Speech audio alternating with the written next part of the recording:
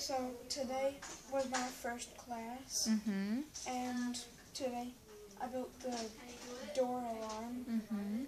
I added a couple functions to it where it moves the motor to make it go back and forth once, and I changed the loop so it only goes once with this and that. Okay, that's great.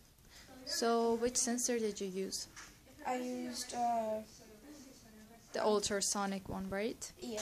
So can you show us how it works? Sure. Okay, so I need to turn it on, and then when it's running, I just wipe something over it, and it gets, well, it senses the movement, and then it makes it move. Okay. Sound. So did you find this project easy or difficult? How was it? It was difficult because it was my first time programming, but I found it easy.